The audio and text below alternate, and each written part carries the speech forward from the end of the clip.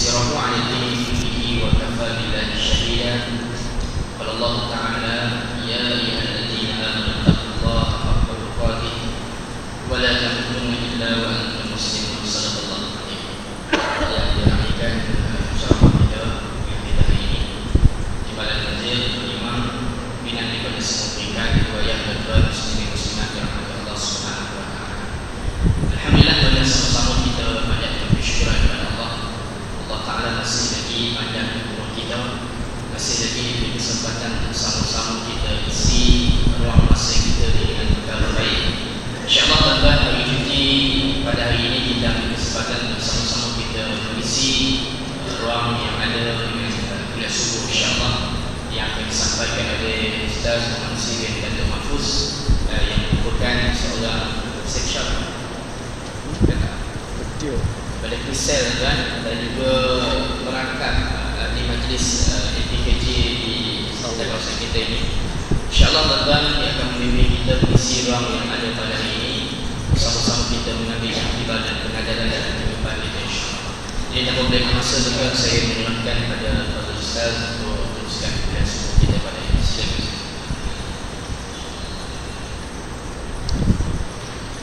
Assalamualaikum warahmatullahi wabarakatuh.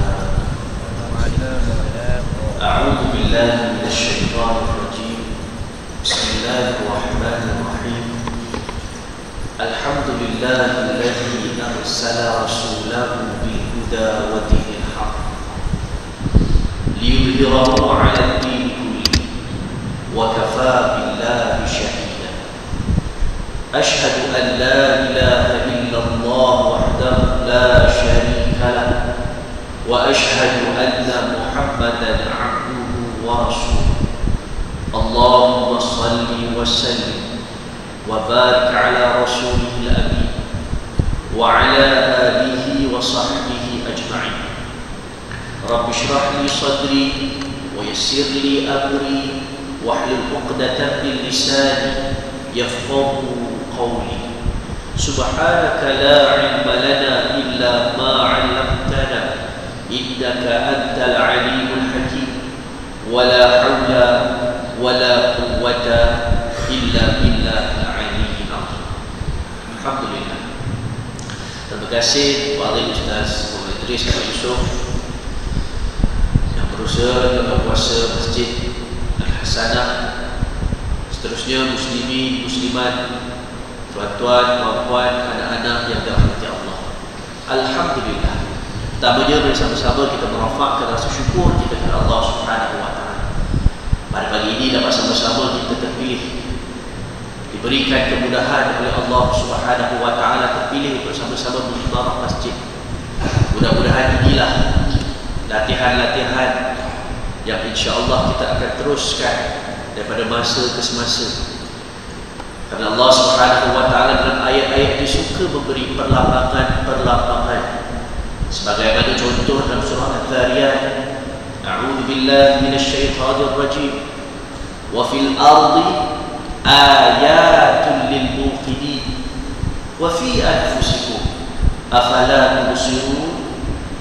Maksudnya di atas muka bumi Allah Subhanahu wa taala Allah bagi banyak ayat, banyak perlambangan, banyak simbol-simbol yang Allah katakan lil muqinin, bagi orang yang yakin. Yakin ni biasa benda yang kita tak nampak dengan mata kepala. Yakin ni benda kena datang masuk dalam hati. Sebab tu ayat lepas tu wa fi anfusikum, termasuklah perlambangan-perlambangan itu ada dalam diri kamu. Afala tubsirun, apakah kamu nampak?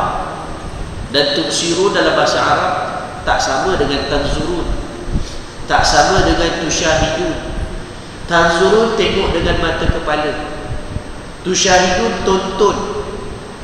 Tapi Allah guna perkataan tubsirun, nampak dengan mata hati, ulul absar. Sebab tu mudah-mudahan insya-Allah hidup kita pun hari-hari jangan kita mudah terkeliru dengan mata kasar kita. Maka risau kita kalau akhirnya hidup kita fokus tentang fizikal saja. Mudah-mudahan kita hidup nampak yang fizikal, Tapi mudah-mudahan kita berjaya juga menghidupkan dua lagi nilai yang ada dalam diri seorang manusia, iaitulah nilai spiritual dan nilai intelektual. Sebab itu contoh macam kita alhamdulillah cuti sekolah dapat datang masjid, ini tanda-tanda orang yang bukan hidup dengan mata fizikal saja, tapi mudah-mudahan spiritual dan intelektual ni pun hidup. Contoh, malam tadi nak tidur, esok pagi cuti. Apa biasa ayat-ayat orang kita? Isteri tanya suami, bang, esok nak makan apa ya? Fizikal dulu. Nak makan kat mana sarapan? Macam sudah sangat nak fikir sarapan. Tapi concern seorang ibu biasa, nak makan dekat di bukit lah, gue rajin. Nak makan dekat mamak ni lah, contoh. Macam-macam kita akan datang lagi sebab fokus kita memang biasa. Kita concern yang fizikal. Tapi mudah-mudahan orang-orang area Bandar Baru Bangi ni, orang Bangi, insya-Allah soalannya bukan setakat makan kat mana. Bang, esok sembahyang subuh kat mana? Oh, kan up sikit, lain bunyinya. Nak sembahyang subuh kat mana? Nampak nilai spiritual hidup. Boleh dia nak sembahyang surau sebelah rumah, boleh dia nak sembahyang dalam rumah. Tapi fikir benda yang beyond, jauh sikit. Sebab nilai spiritual dia hidup. Dan mudah-mudahan ini jadi tabiat kita. Suka tanya benda-benda. Esok cuti lagi, Jumaat. Esok nak subuh mana pula? Kita ambil. Mudah-mudahan itu baru nilai spiritual. Nak kembang lagi, naikkan pula nilai intelektual. Esok ada banyak kuliah ni, kuliah subuh ada, kuliah duha ada, Maulid Rasul lagi. Apa kita punya nilai intelektual? Bang, esok tak pergi mana? Soalan tu lain daripada soalan biasa cuti 4 hari, tapi dia berkembang 4 hari ni apa kita boleh jadikan bekalan. Yang akhirnya disitulah antara benda-benda yang mudah-mudahan kita sebenarnya melalui dan kita merasai ini. Sebab itulah kita pun bila bangun tidur pun awal-awal lagi kita dah diperangkap dengan doa yang cukup baik. Alhamdulillahilladzi ahyana ba'dama amatana wa ilaihi nusyur. Bangun-bangun pagi tadi alhamdulillah dulu. Logik akal manusia, bangun tidur jarang ada orang suka. Biasa dimulakan dengan mengeluh dulu. Alamak dah pagi, alamak nak kena pergi surau, alamak nak pergi masjid. Dia kadang-kadang boleh bermula dengan alamak. Tetapi bagi orang yang hidup hatinya, alhamdulillah, terus terpacut, automatik. Dilatih diri, bangun-bangun alhamdulillah. Yang mana logik, alamak, alhamdulillah ni biasa punya seronok. Jarang orang kita seronok. Tapi dah diajar seronok tak seronok, alhamdulillah dulu. Yang mana akhirnya itulah tindak tanduk kita. Ada berlaku apa pun, alhamdulillah. Kita ambil yang positif itu. Berlaku benda tak elok pun, contoh, na'udzubillah, ada berlaku kemalangan, Allahu Akbar, berasa, tapi alhamdulillah, tayar je pecah, nyawa masih ada, contoh. Dia reflected daripada kita yang bangun tidur tadi. Baru nak pergi, kenapa alhamdulillah. Dan mudah itulah yang kita bina pada hari ini, generasi Y, Gen Y, yang banyak bertanya tentang why. Tapi kita bagi solution, jawapan yang bertepatan dengan kehendak Allah Subhanahu wa taala. Akhirnya kita bangun pun alhamdulillahilladzi ahyana. Oh, antara paling basic aku kena bersyukur sangat-sangat pagi ni Allah hidupkan kita ramai-ramai. Ahyana, isteri aku hidup lagi, anak-anak aku hidup lagi, mak ayah aku hidup lagi. Ba'dama amatana, lepas matikan kita semua ramai-ramai sekejap dalam tidur tadi. Perlambangan daripada Allah. Tapi yang paling penting sekali, ujung sekali, agama bukan bermula ataupun semata-mata dengan retorik. Alhamdulillah, banyak mana pun akhirnya Allah nak tengok daripada kita rasa cinta kita kepada Allah bukan hanya dengan kata-kata, tapi biasanya Allah tunjuk dekat ujung, wa ilaihi nusyur. What's your action? Sebab tu kita akan sebut agama ini bukan bersifat retorik, tetapi agama ini bersifat action oriented. Mana tunjuk kamu saya, wa ilaihi nusyur. Bangun alhamdulillah dulu, mulakan dengan kata-kata yang baik, positif dulu. Syukur alhamdulillah hidup. Tetapi tanda syukur tak cukup hanya dengan lafaz alhamdulillah, tapi akhirnya Allah nak tengok wa ilaihi nusyur. Kepada dia kita berkumpul, kepada dia kita kembali. Nah, dekat sini kita berkumpul. Kita menterjemah doa bangun tidur tadi itu dalam bentuk tindakan. Aku syukur kepada-Mu ya Allah, aku tak cukup kalau setakat nak sembahyang kat rumah, tapi aku akan cari rumah Allah yang mana insya-Allah di sana ada banyak benda-benda yang aku akan peroleh. Maka insya-Allah pada pagi ini ramai di kalangan rakyat Malaysia khususnya menyambut Maulidur Rasul. Kita pun, bagi saya tak jadi isu. Nak sambut, tak sambut, jangan jadikan perkara-perkara seperti ini menjadi sebab untuk kita nak bertelagak, berselisih pendapat. Tak menguntungkan apa-apa. Tetapi lebih baik untuk kita fikirkan, what's your action? Apa tindakan kita kalau betul-betul kita sayang kepada Nabi SAW. Jangan lagi nak bertelagak 9 hari bulan lah, 12 hari bulan ke apa. Bincang secara akademik, okey, tak ada masalah. Dan biasanya orang bincang secara akademik, dia boleh bertolak ansur, berhujah dan sebagainya. Cuma kadang-kadang bila tidak dipimpin dengan ilmu, tidak dipimpin dengan adab, yang tu mudah sangat kita nak berselisih pendapat yang akhirnya tak menguntungkan mana-mana. Jadi gaduh, jadi masa muka, jadi bermasalah. Sebab itulah dalam konteks Maulidur Rasul pun, orang seperti saya akan lihat apa sepatutnya kita buat. Bukan setakat kita bermain dengan syiar. Syiar ni bagus, kena ada syiar. Tetapi kita tengok dalam lagi, apa yang kita nak cari.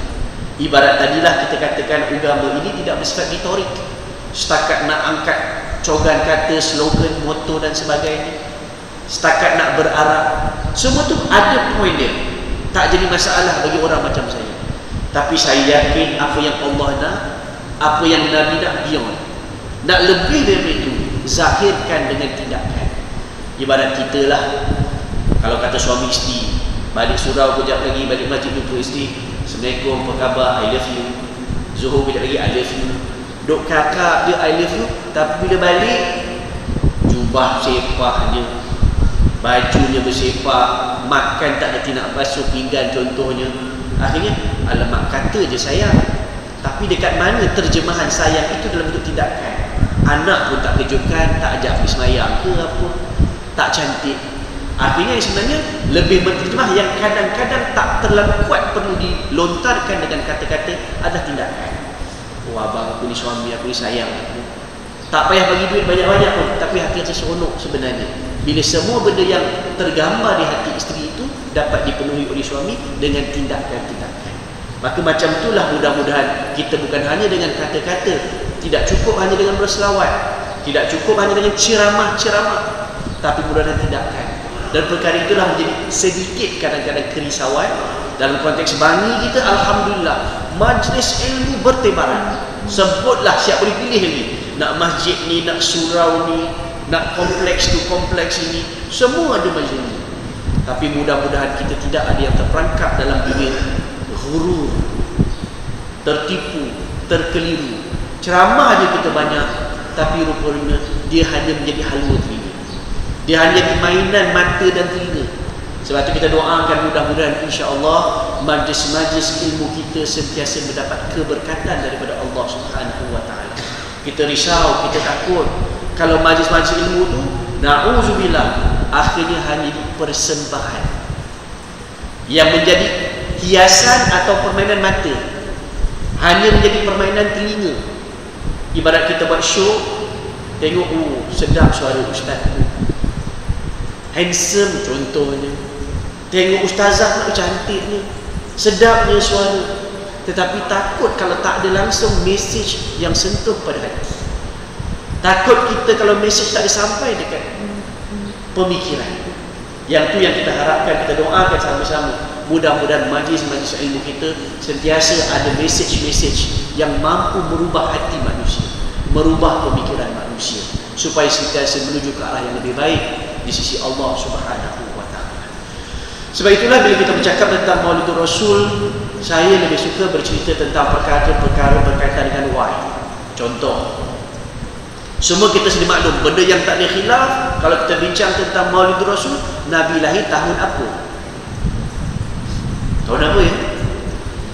A. Tahun biawak, B. Tahun lipas, C. Tahun gajah.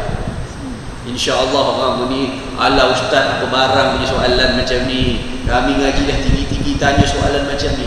Sekadar kita murajaah, Soalan sebenar dalam banyak-banyak tahun, why gajah? Kenapa Allah pilih gajah? Apa kaitan? Kenapa gajah? Banyak lagi binatang. Tahu unta boleh. Kalau nak carilah macam-macam. Nak nampak binatang yang produktif, ambillah lebah. Tahu lebah lah. Tapi akhirnya tahu gajah. Yang pada saya bila fikir-fikir balik, kenapa ia dinamakan tahun itu dengan tahun gajah? Bahkan ada satu surah pula dalam Al-Quran bercerita tentang gajah, yang mana bila kita tengok balik, cerita itu ada relevansi dengan kehidupan kita pada hari ini. Bagaimana Allah nak tunjulkan kepada kita Nabi SAW digambarkan lahir sebagai tahun gajah, merujuk pada tahun tersebut berlaku peristiwa tentera bergajah yang dipimpin oleh Abrahah. Yang bagaimana kalau kita tengok dari sudut sisi pandang keimanan, Allah nak tunjukkan kepada kita itulah antara cabaran yang akan berlaku sampai kiamat. Akan ada kuasa-kuasa besar bawa tentera-tentera yang paling besar untuk sentiasa mengganggu-gugat keindahan agama Allah Subhanahu wa taala. Bagaimana kita tengok, dan biasanya yang menjadi saingan kepada Islam ini pun dia melalui satu proses yang hebat. Dia bukan tiba-tiba. Abrahah pun kalau kita tengok sejarahnya, dia bukan asal daripada Yaman. Dia asal daripada Habsyah. Travel. Sebab tu kalau kita tengok orang-orang yang travel biasanya orang-orang yang berjaya. Dia menempuh cabaran. Dan saya yakin kebanyakan tuan-tuan dan puan-puan yang sini pun tidak asal daripada Bandar Baru Bagi. Kita banyak di tempat luar. Dan kita percaya inilah orang-orang yang berjaya. Satu dunia macam tu pun sejak dari zaman Nabi-Nabi, Nabi Adam, asalnya mana? Dia bukan asal daripada bumi. Bukankah dia asal daripada syurga? Ini semua orang hebat-hebat. Sebutlah nama-nama Nabi, nama Rasul-Rasul, semua travelers, merantau, berjuang, yang akhirnya menjadi ikon, menjadi contoh. Dan akhirnya kita tengok Nabi SAW, sebelum cerita tentang Nabi, Abrahah tu dulu. Dia asal daripada Habsyah, travel ke Yaman, bina ke Tamadunan kat situ. Dah bina-bina tengok, oh ada challenge dekat sana. Dekat mana? Mekah. Kenapa? So-called dia buat SWOT analysis. Apa strength dia ada dekat Mekah ni? Tak berhenti-henti orang datang. Aku dah bangunkan Yaman, orang tak nampak lagi. Akhirnya apa yang dia nampak dengan mata kepala dia adalah something yang bersifat fizikal. Apa dia? Kaabah. Dia nampak yang fizikal dulu. Sebab tu tadi saya mulakan dengan kerisauan kita pun akhirnya jangan sampai kita hanya berfikiran level Abrahah yang hanya nampak yang fizikal sahaja. Maka Abrahah tengok, oh, yang jadikan Mekah begitu membangun, orang seronok datang adalah sebab Kaabah. Dia tak nampak beyond Kaabah. Dia tak nampak kuasa yang ada di sebalik Kaabah. Maka dia nampak yang penting mesti ada suatu bangunan yang hebat. Yang itulah akhirnya dia ambil model, template, dia benchmark Mekah, dia buat satu binaan yang lebih cantik. Akhirnya tuan-tuan, orang datang tak? Orang datang di peringkat awal.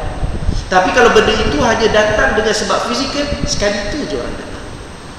Macam itulah selalu kita ingatkan tuan-tuan dan puan-puan, muslimin muslimat, dalam kita membuat contoh masjid. Fokus kita bukanlah masjid itu materialnya daripada apa. It's not about the physical of the mosque. Bukan binaan tu mesti cantik. Contoh, sebab masjid itu daripada Kristen. Minta maaf, saya tak pernah jejak pun lagi masjid Kristen. Sebab saya tak pernah nampak apa istimewanya, lebihnya. Tapi kalau masjid itu mungkin dari sudut fizikalnya biasa, sederhana. Tetapi bila kita masuk ke dalam masjid itu benar-benar menundukkan kita kepada Allah. Ada ustaz-ustaz, tok guru, bila kita sembahyang kat belakang, terasa tersentuh dengan bacaan-bacaannya. Dalam dia ada majlis-majlis ilmu yang menampakkan kita erti hidup, menampakkan kita ke mana hala tuju kita, mendudukkan bagi diri kita, aku dia Allah cipta sebagai hamba je, nothing special. Menampakkan balik, oh itu Nabi SAW, aku kena kenal dia, nak tiru dia. Yang itu yang akan mendatangkan aku nak pergi selalu. Dan mudah-mudahan dalam skala yang lebih kecil, macam tu dan juga rumah tangga kita. Tak perlu nak terlalu grand, tetapi akhirnya rumah itu mendatangkan makna rumah, mendatangkan makna rumah tangga. Ayah betul-betul dengan watak seorang ayah. Ayah tak perlu nak kena berlakon watak macam dia dekat luar hebat sangat ke dan sebagainya. Tapi ayah itu benar-benar ayah, mak tu benar-benar mak. Anak tu terasa sangat bila duduk kat rumah, seronok sebab dia nampak makna, erti sebuah rumah tangga. Tapi kalau rumah tu besar, tangga dia besar sekalipun, tetapi makna rumah tak ada, makna keluarga tak ada, yang tu jadi kadang-kadang anak pun tak seronok dalam rumah, suami pun tak seronok dalam rumah, isteri pun tak sedar dalam rumah. Macam tu dalam bentuk sama, skill yang sama, bentuk keluarga, bentuk masyarakat, bentuk negara. Mudah-mudahan yang ini kita nak bina, datangkan balik makna kenapa sesuatu itu dibina.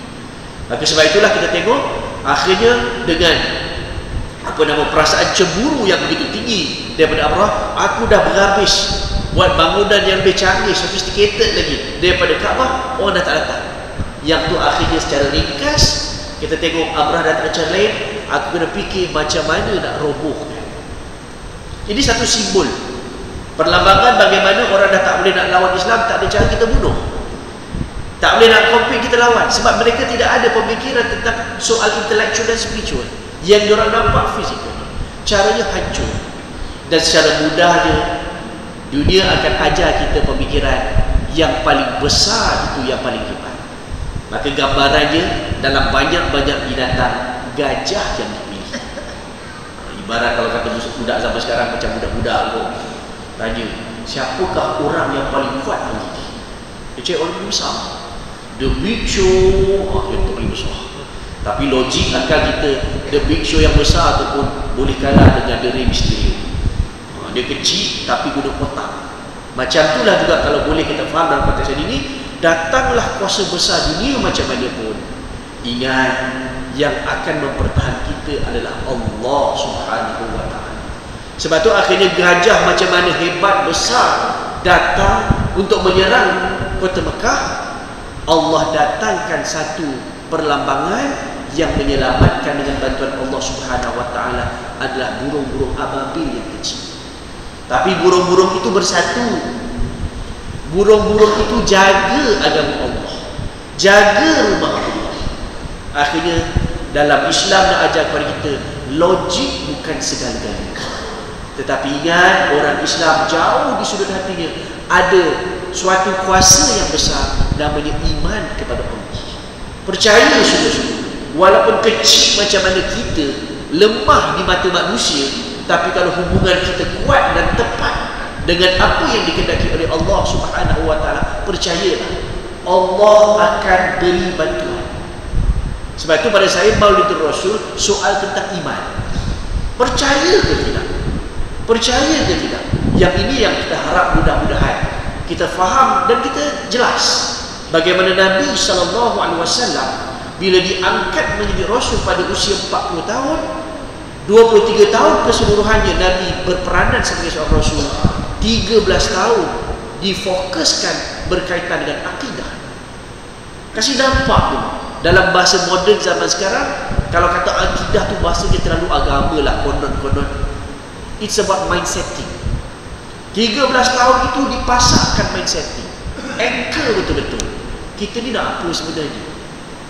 Hanya nampak bermata, tak. Nabi tanam benda yang jauh-jauh. Jauhnya wawasannya Nabi SAW bukan nampak apa yang dekat zaman dia saja, sampai akhirat. Sebab itulah antara cara paling mudah untuk kita faham bagaimana nak menzahirkan rasa cinta kita kepada Nabi SAW, sudah tentu kita ikut cakap Nabi. Sebelum nak ikut, sudah tentu kita kena faham. Kalau tidak, kita rasa kita ikut, tapi kita silap faham dengan apa yang Nabi bawa.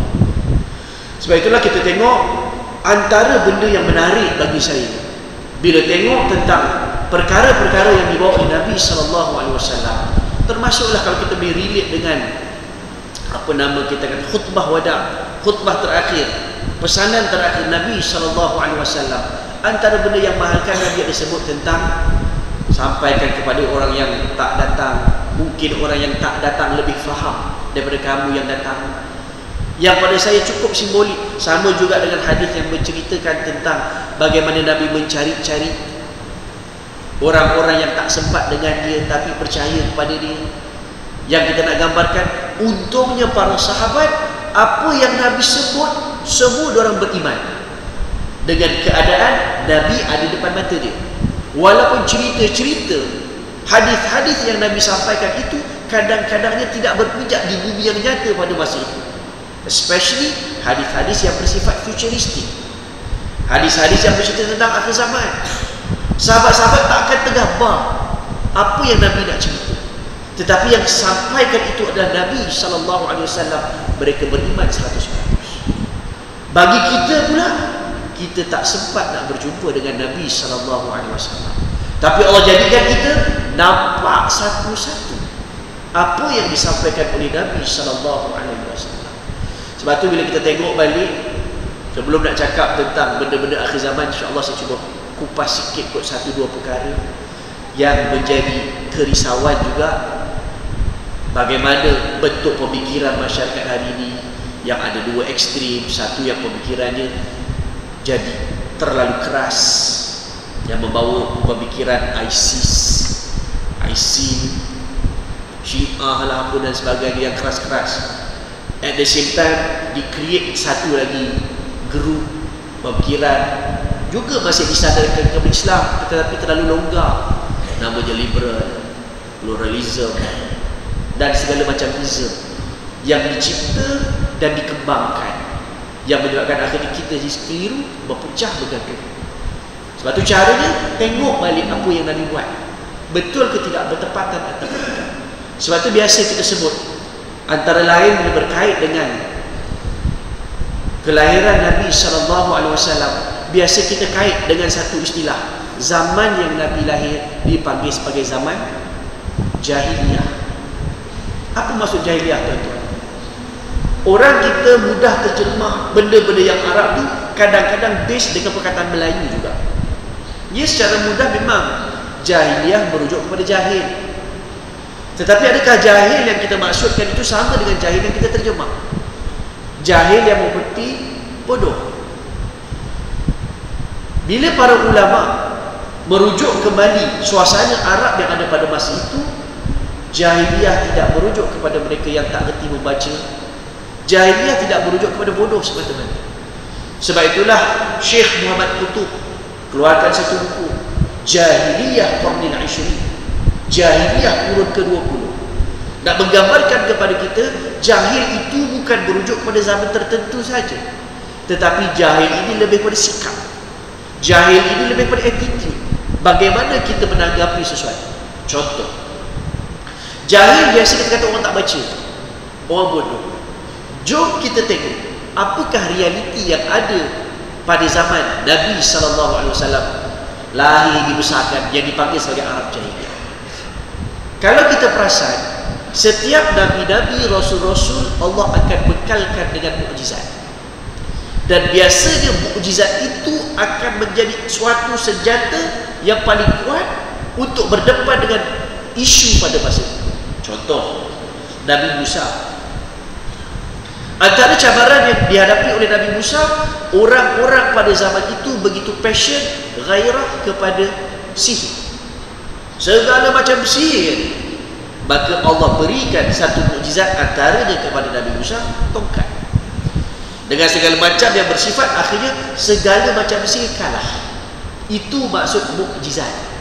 Datang sesuatu kepada seorang Nabi Rasul, yang lain lemah, tak terlawan. Sebab itulah merujuk kepada zaman Nabi SAW, orang Arab pada masa itu passion, kegairahan, minat mereka adalah pada bahasa. Begitu minat mereka kepada bahasa, Allah turunkan Al-Quran. Cumanya bahasa yang mereka minat, sebab itu mereka minat pada syair. Orang Melayu bagi syair, ada yang sastera, sehingga kepada mereka Kaabah yang dulu dibina oleh zaman Nabi Ibrahim, Nabi Ismail dan sebagainya, Sampai kepada zaman Nabi SAW, Kaabah itu masih ada. Tetapi fungsi Kaabah dah lagi. Dia bukan lagi dah jadi pusat peribadatan. Tetapi disebabkan passion mereka adalah pada sastra, siapa yang ada karya-karya sastra yang paling hebat akan digantungkan pada pintu-pintu dan dinding-dinding Kaabah. Itu peranan Kaabah pada masa itu. Dengan bahasa lain, Kaabah akhirnya bukan tempat nak mengangkat ketinggian Allah, tetapi Kaabah akhirnya tempat mengangkat ketinggian manusia. Sebab tu hati-hati juga kita sama-sama, mudah-mudahan kita ada rumah Allah, kita sentiasa mengangkat yang paling tinggi Allah, bukan manusia. Dan mudah-mudahan kita mesti boleh kekal masjid-masjid, surau-surau, kita tak angkat gambar manusia tinggi-tinggi. Kita tak cerita sangat-sangat kelebihan manusia tinggi-tinggi, melainkan dengan tujuan nak mengangkat ketinggian Allah Subhanahu wa ta'ala. Itu maksud mengesakan Allah Subhanahu wa ta'ala. Tak tahulah esok-esok penuh masjid gambar-gambar pemimpin negara lah ke apa. Tak perlu. Kalau ada pun kat luar-luar lah. Kita sayang semua pemimpin kita. Tetapi yang paling kita nak kemuncak tinggi pada Allah Subhanahu wa ta'ala. Macam tu juga minta maaf tuan-tuan, dalam kita nak sayang kepada ustaz ke tok guru alim ulama, tolong berhati-hati, jangan tergelincir sampai tak nampak yang meninggikan mereka juga Allah Subhanahu wa ta'ala. Dalam kita sayang mereka, mereka tetap manusia. Ini benda-benda yang kita nak kena faham. Jangan tiba-tiba kita terkeliru dan tertiru apa yang berlaku suatu masa dahulu. Akhirnya yang paling pandai sastranya top, yang tu paling tinggi dekat pintu Kaabah. Dia macam jadi apa nama, top 40, top 30, siapa paling tinggi, yang tu yang makin naik paling tinggi. So mudah-mudahan insya-Allah itu tidak berlaku. Nak gambarkan mereka bukan jahil dan kita bodoh. Mereka membaca, mereka menulis, bahkan menghasilkan karya-karya yang tinggi. Tetapi nak merujuk kepada apa yang lebih besar pada masa itu ialah dalam mereka gairah pada ilmu, pada membaca, tapi jahil itu lebih merujuk kepada tidak nampak kebenaran, penuh dengan kekeliruan yang akhirnya menyebabkan mereka hilang fokus kenapa mereka berada di atas muka bumi. Dalam hal ini saya ada sedikit kerisauan. Kalau suasana jahiliah itu datang balik ke dalam masyarakat. Minta maaf sebut, compare zaman sekarang dengan zaman dulu. Pengajian dia, siapa lagi tinggi? Datuk nenek kita dulu rasa universiti pun tak jejak. Tak ramai yang datuk nenek dia masuk universiti. Belajar pun mungkin darjah 6 dan sebagainya. Hari ini berapa ramai PhD holders? Dulu nak dengar orang-orang belajar, merantau apa semua tu, majlis ilmu sebanyak ini, rasanya susah. Hari ini semakin banyak.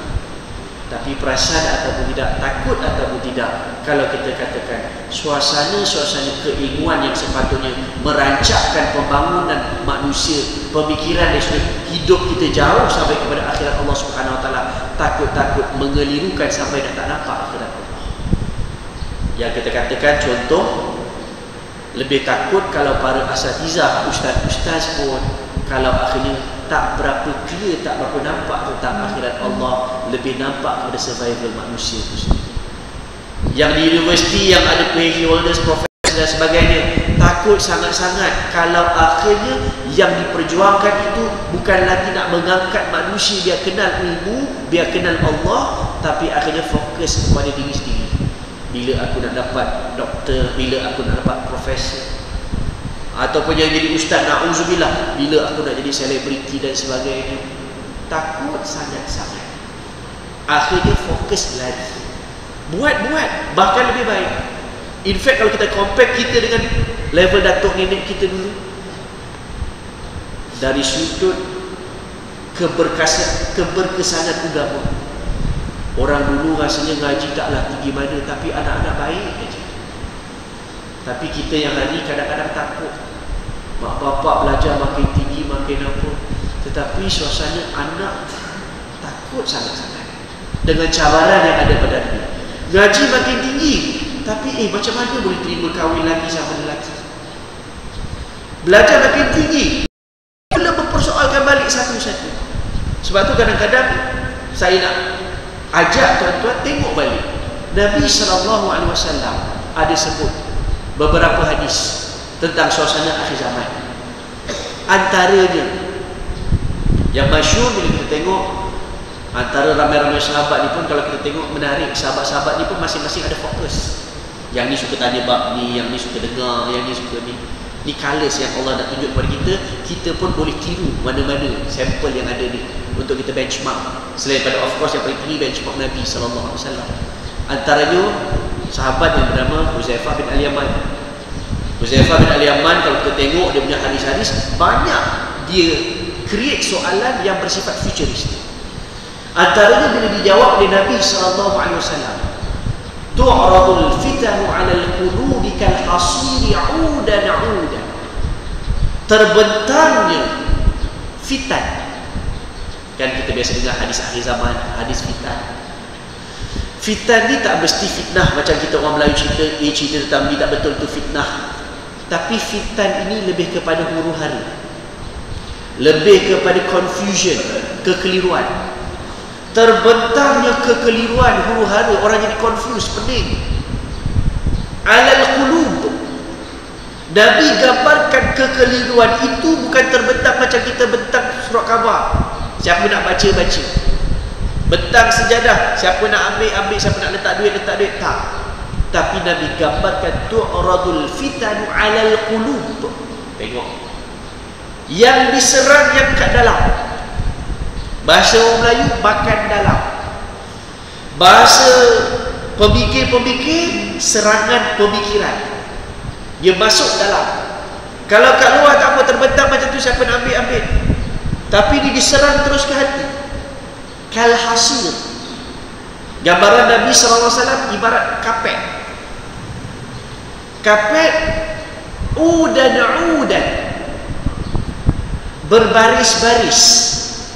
Macam Syekh Hamzah Yusuf, dia menterjemah, menafsirkan udan-udan ini dua baris, horizontally and vertically. Antara ulama-ulama kontemporari pun menggambarkan bagaimana diserang hati manusia ini, digambarkan sebagai vertically dengan horizontally itu ialah diserang terus hati manusia. Ibarat apa dalam handphone kita, kapet kan bukan macam kita jahit baju. Kapet dia mesti ada macam ni, mesti ada macam ni, baru dia kuat. Cuba tengok gadget-gadget yang kita ada pada hari ini. Handphone, berapa banyak ada ikon-ikon vertically dan horizontally.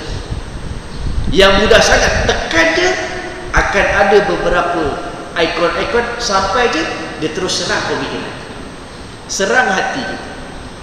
Baca WhatsApp, entah betul atau tidak, masuk dah.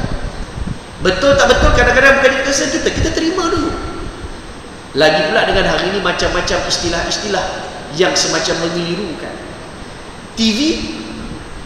TV pun sama juga. Sekarang dah bukan main zaman dulu tengok channel 1, 2, 3. Lepas tu NTV 7, 8 lah, 9. Dia punya beranak pinak hari ni, setengah TV tekan tu dia keluar terus semua channel, horizontally, vertically.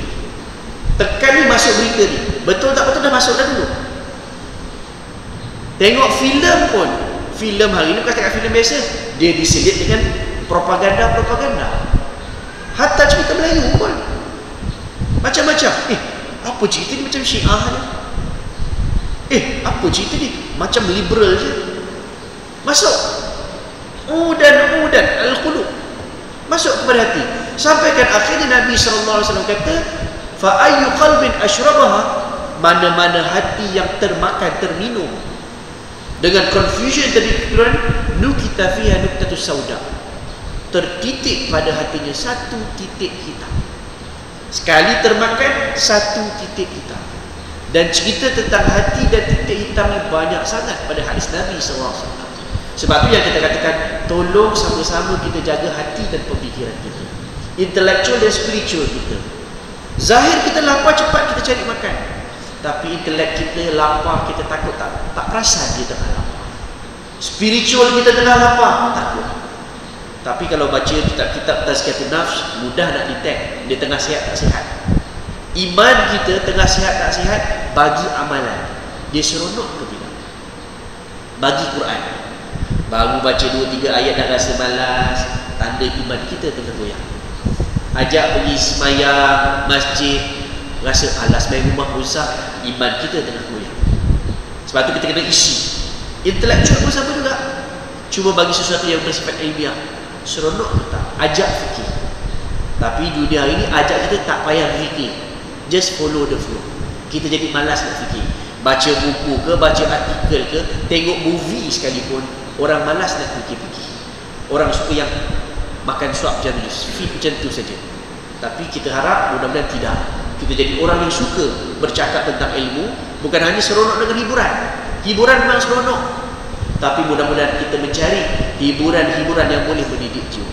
Sebab itulah akhirnya Nabi kata, kalau dah termakan, kita hitam. Tetapi fa'ayu qalbin ankaraha, siapa yang bila baca, ini tak betul, Allah jaga hati dia putih. Sampailah akhir hujung hadis tu Nabi kata, hatta la ya'rifu ma'rufan wa la yukaru munkar. Akhirnya bila dah keliru, banyak sangat titik hitam. Ni betul ke tidak ni? Nak kata betul, tak berani aku nak ajak orang. Nak kata bukan, nak cegah. Kan orang kata aku apa pula? Ini sedang berlaku. Kalau boleh kita connect pula, kaitkan dengan hadis yang lebih masyhur. Hadis 40 antaranya, yang awal-awal 5 ke 6 ke 7. Yang innal halala bayyinun wal harama bayyinun. Halal clear, haram clear. Cuma Nabi remind, in between yang halal dengan haram ada grey area, syubhah. Kirisauan saya bila tengok realita ini, yang grey area itu sengaja dilebarkan lagi. Makin banyak yang dulu ni haram, sekarang kita jadi susah nak kata haram ke tidak, sebab dia dah injek sekali. Halal dengan haram duduk sekali. Contoh, cuba sebut perkataan fitnah. Fitnah, B cerita bukan-bukan. Apa sih kata? Kau ni apa cerita fitnah? Dosa. Hari ini perkataan fitnah itu dilembutkan dengan perkataan gosip. Kau dengar cerita tak ni? Tapi tak tahu ni gosip lah orang cerita. Dah tak jadi orang kata, apa dia? Kalau fitnah tolak haram, tapi bila bunyi gosip macam halal sikit. Siap ada rancangan tak silap gosip paling panas minggu ini, ada pula ranking fitnah paling top minggu ini. Bukan bunyi kasar, tapi bunyi gosip macam lembut sikit. Ini cara-caranya halus dia. Akhirnya fitnah memang masuk TV kita, masuk rumah kita, dan semua orang bercerita. Betul tak betul dah tak penting, sebab dia jadi gosip. Sebenarnya fitnah dan setan. Kalau rasuah lagi lah mudah. Ni ustaz, bukan rasuah ustaz, ni hadiah. Ni banyak perkataan-perkataan yang memang cuma nak menghalalkan yang haram. Minta maaf sebut. Begitu juga apa lagi? Persepsi. Hari ini semua based on persepsi. Perception. Apa persepsi ni tuan-tuan? Sampai bukan setakat persepsi, diajar pula the arts of perception. Ada seni pula nak buat persepsi. Akhirnya semua terbeza bukan dengan fakta, tapi dengan assumptions. Benda yang tak pasti dibeda-beda. Cek balik bila wujudnya persepsi ni. Zaman Nabi lagi, zaman Abu Jahal. Dia ni sihir, dia ni gila. Ini semua label-label yang dicipta. Sebab tu sampai ke hari ini pun hati-hati. Kita banyak sangat dah termakan dengan kita mesti pegang persepsi. Kita kena tahu apa persepsi orang, tapi bukan sampai kita pegang. Akhirnya kita jadi keliru. Sebab tu Barat dah lama dah, dan obviously lebih kuat pada tahun 2000. Dia beda pemikiran Islam ekstremis. Itu persepsi yang dia beda. Islam teroris. At the same time, September 11, 2001, dia attack. Dia buat nak menterjemah terorisme yang ada pada Islam. Akhirnya persepsi itu berjaya beda. Sebab tu kita takut kalau hari ini benda yang sama berlaku. Liwat tak kira lah, kita kata dulu dia liwat. Betul tak betul nak cerita? 2.6 million untuk. Betul tak betul kalau cerita? Bom dulu. Setuju tak setuju tak kira lah, tapi maksud saya orang bagi dulu. Dia ni ISIS, boom. Dia ni Wahabi, boom. Dia ni Syiah, boom. Akhirnya orang tak peduli betul tak betul. Tapi apa yang Allah kata? Inna ba'dadh-dhanni ithmun. Sebahagian, kebanyakan yang banyak guna assumption ini dosa. Tapi orang tak kisah dosa. Akhirnya inilah yang kita takut, habis hati kita hitam. Atas nama confusion. Kita dah tidak cakap lagi tentang fakta, figure.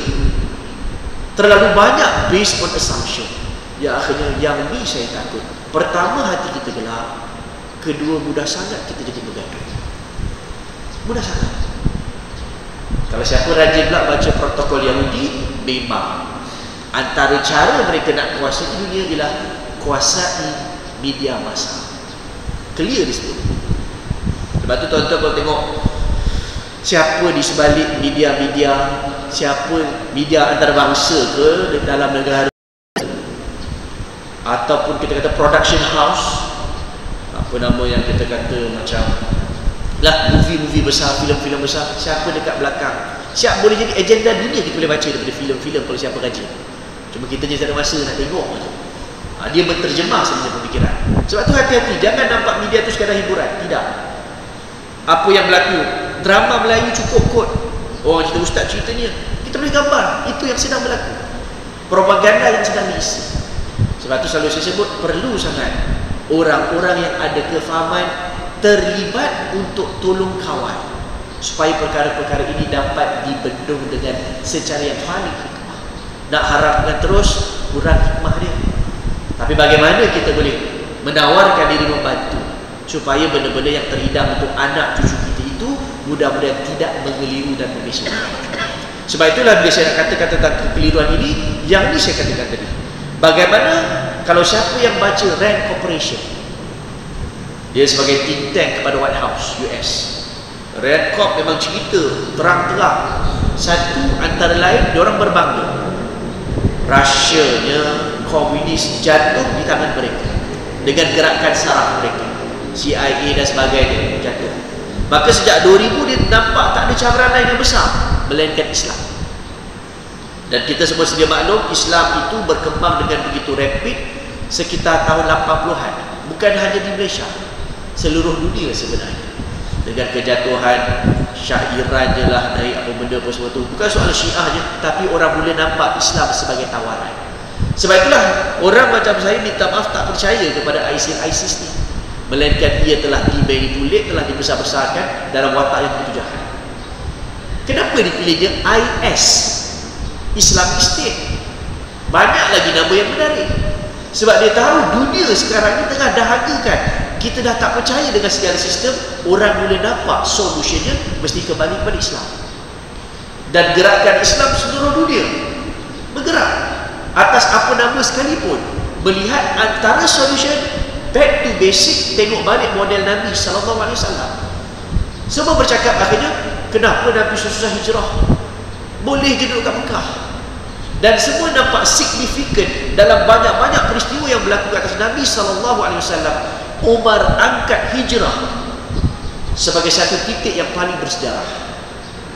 Dan dapat bila Islam itu diberi peluang, ada model untuk nak menterjemah bagaimana Islam itu benar-benar rahmat untuk semua, orang boleh nampak. Dan Barat begitu khawatir. Dengan bahasa mudah, sebelum benar-benar ada di sana sebuah negara yang benar-benar Islam memerintah, kita tunjuk hadir di Islam. This is Islamic State. Orang jadi takut. In fact, kalau siapa yang rajin lagi baca lebih dalam, wallahu alam, secara teori dia, mereka melihat apa yang berlaku di Mesir pun antaranya adalah perancangan mereka dulu. Wallahu alam, yang ni saya tak berani nak kata 100%. Tapi ini saya dapat daripada maklumat-maklumat berkaitan dengan SKMM lah, benda yang apa di sebalik negara kita pun bila dia check balik, jatuh je Husni Mubarak, naiknya Ikhwan Muslimin pun jadi gaduh, jatuh. Itulah message nak digambarkan, jangan bagi Islam naik. Itulah wajah. Nak kasih lagi ganas, orang takut, dia buat watak ISIS.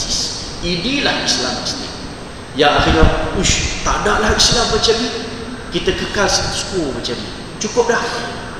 Tak berani, kita jangan ambil Islam. Ini gambarannya. Sebab tu pada saya, di sana ada konsep negara Islam. tetapi tidak perlu terlalu gopoh. Ikut betul-betul track macam Nabi SAW. Tanamkan akidah itu jelas, yang akhirnya orang yakin dan kembali kepada agama Allah, bukan atas sentimen, bukan atas semangat. Dalam konteks negara kita, saya suka sebut, bukan atas dasar benci. Berpolitiklah dengan politik Nabi, politik kasih sayang, bukan benci, bukan dendam. Takut-takut Allah tak bagi bantuan, takut-takut kerja kita rasa dah cukup Islami, tetapi tidak berteraskan kepada rahmat dan kasih sayang Allah Subhanahu wa ta'ala. Sebab itu dia mesti bermula dengan iman, mesti disogok dengan ilmu, barulah suasana itu naik dengan cantik, dengan bantuan daripada Allah Subhanahu wa ta'ala. Perasaan kasih sayang, kita nak semua selamat, kita tak ada nak jadi biar masuk neraka. No, itu bukan caranya. Kita nak semua sekali masuk syurga Allah Subhanahu wa ta'ala. Sebab itu dalam solat kita, dalam doa kita doa semua orang Islam. Khutbah kita, Allahumma ighfir lil muslimin wal muslimat wal mu'minin wal mu'minat al ahya, semua. Tak ada terkecuali. Jadi biar sesat. Jadi tak, itu bukan cara kita. Kita nak semua sekali selamat dengan rahmat kasih sayang Allah. Niat itu betul-betul. Sebab itu kita tengok bila US dan sebagainya, dan pada saya apa yang US buat hari ini, pattern dia hampir sama dengan modus operandi yang dibuat oleh Orientalis. Orientalis naik turun 17, turun 18, 1779 di Britain, 1799 di Perancis. Dia orang declare lebih kurang dengan The Red Corporation declare. Dia just copy balik. Apa Orientalis buat dulu? Dialah portray Islam daripada perspektif dia. Islam ini sendiri. Tuan-tuan, hari ini saya takut bila cek balik label-label yang terpalit pada buku Islam, banyak dicadang oleh Barat, especially US. Dia letaknya di ekstremis. Dia yang label siapa ekstremis. Yang apa nama, Islam liberal lah, Islam apa benda ni, semua orang. Dan diorang buat research. Orang Islam secara umumnya tak selesa dengan yang ekstrim macam ni, ataupun yang loose macam ni. Longgar sangat orang Islam, ini bukan Islam dah ni. Atau yang terlalu ketat, kerja nak bunuh, nak benci, nak perang. Dia tak. Dia tahu. Walaupun di sana ada yang terikut yang belah sini atau yang sini. Menarik ni tuan-tuan, bila kita baca lagi tulisan Red Corporation, rupa-rupanya belum sempat kita masuk ke tengah, dia orang dulu create satu kotak kat tengah, and they call it as moderate Muslim. Kita memang terima konsep wasatiyah. Wasatiyah tak ada isu. Cuma how they define wasatiyah, mereka pula yang nak mendefinisikan wasatiyah, yang tu menjadi kerisauan. Akhirnya orang nampak wasatiyah sederhana, bahaya begitu, literally suku. Sederhana apa? Alah ustaz, okey lah, buat saya sembahyang 3 waktu. Kenapa 5 waktu tu ekstrim ke? 3 pun dah cukup dah. Bahasa yang lebih mudah faham kita maksud sebut.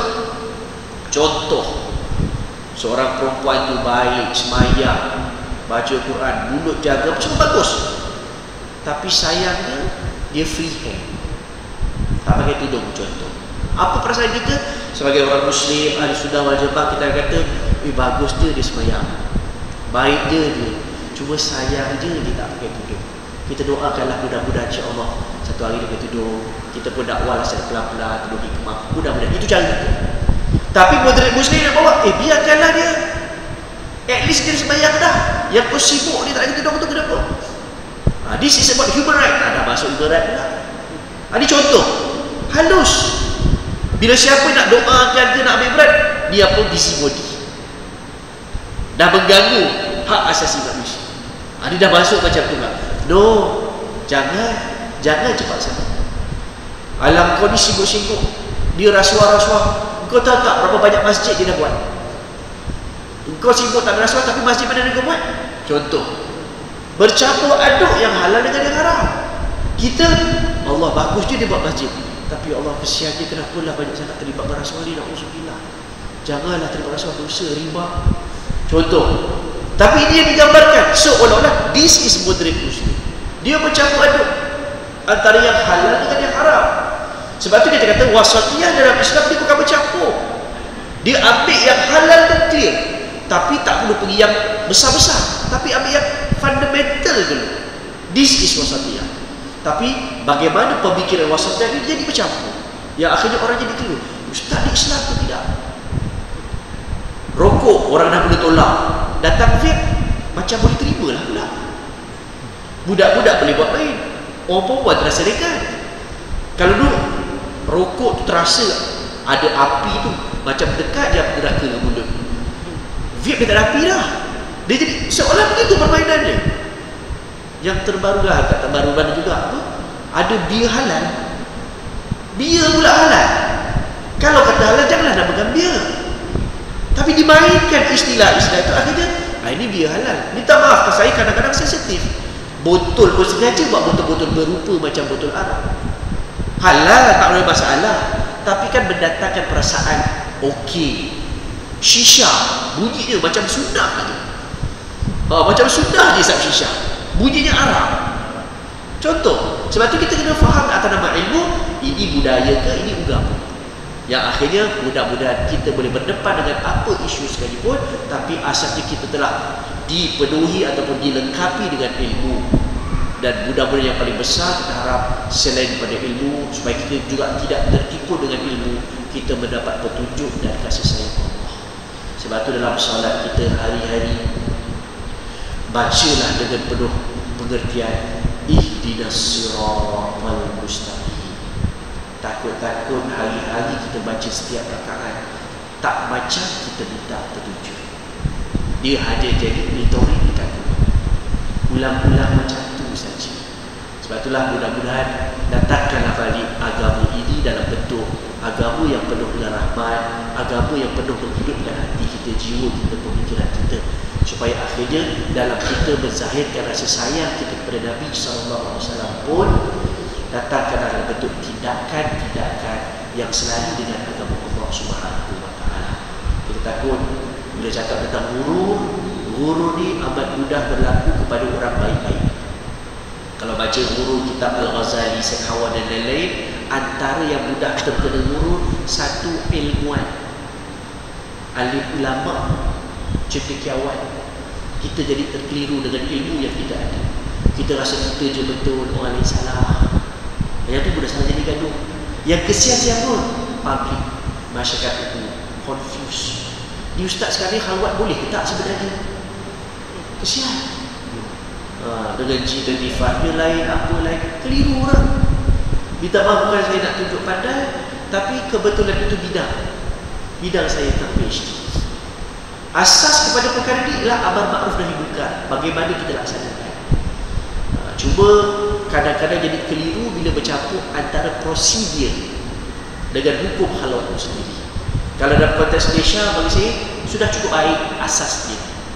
Bila sebut khalwat, dia tak mesti ada lelaki perempuan terus tangkap, dan tidak ada pun mana-mana penguat kuasa dibenarkan main ketuk pintu rumah atau hotel sesekali. Tuan-tuan pun kita semua pergi cuti hujung minggu tu, hujung tahun ke apa benda, mana pernah bawa surat nikah? Tujuh surat nikah, gila ke? Tak pernah kita nak bawa surat nikah. Surat nikah pun tak tahu dah kat mana. Dan tidak boleh. Sebab itu betul, base dia adalah pada hadis man ra'a minkum munkaran.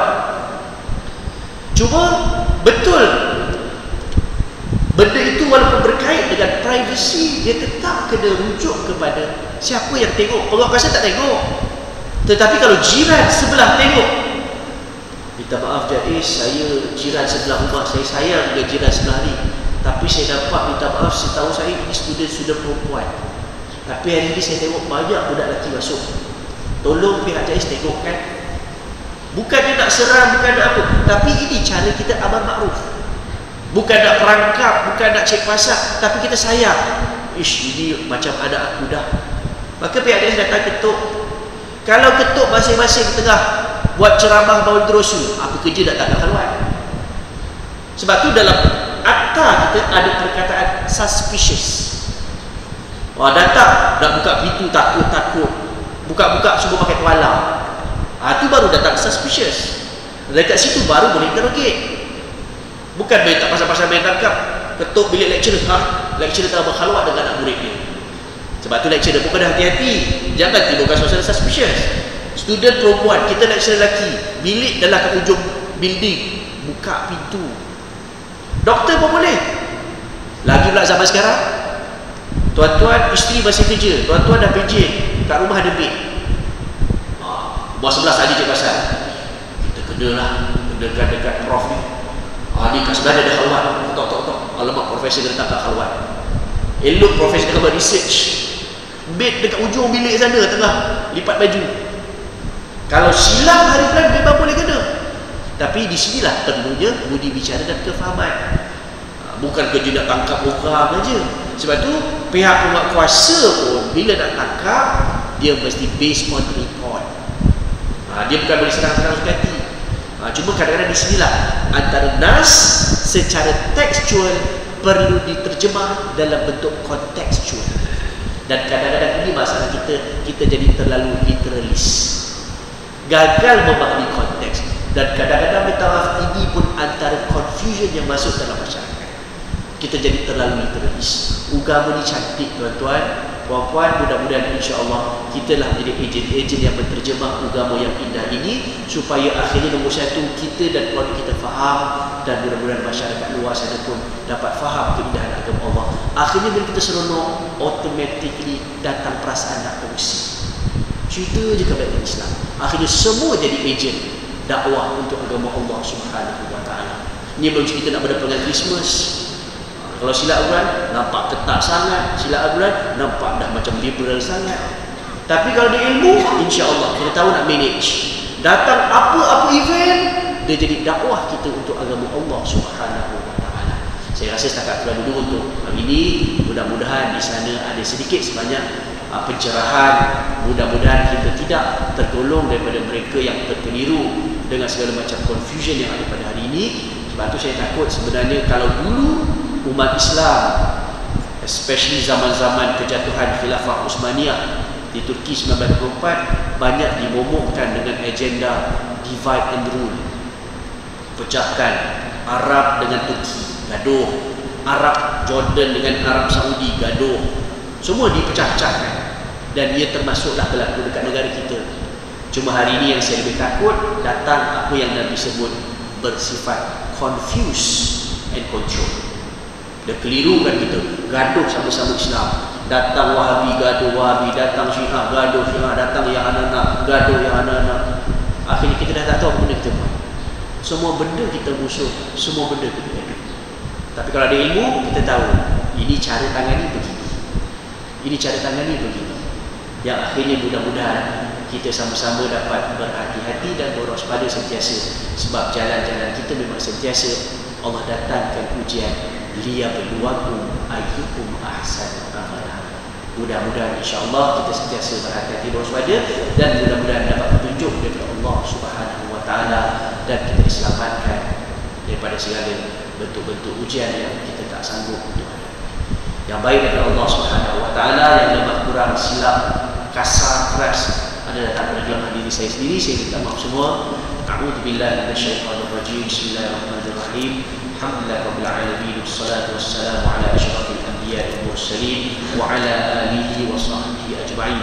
Allahumma ij'al jam'ana hadha jam'an marhuma wa tafarraqana min ba'dihi tafarruqan maqsuma wa la taj'al illahumma fina wa la taj'alna shaqiyya wa la mahruda wa la mahruma.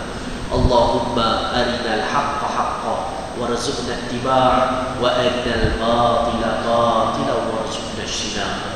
Ya Allah, ya Tuhan kami, tunjukkanlah kepada kami yang mana benar, jelas kebenarannya, dan berikanlah kami kekuatan untuk menuruti, mentaati, mempertahankan dan memperjuangkan segala kebenaran daripada Ya Allah. Dan tunjukkanlah kepada kami yang mana salah itu jelas sesat, dosa dan kebatilan, dan berikanlah kami kekuatan untuk menolak dan meninggalkan segala sesuatu yang bersifat dosa dan kemungkaran. Allahumma faqihna fid din wa 'allimna at-ta'wil wahdina siratal mustaqim.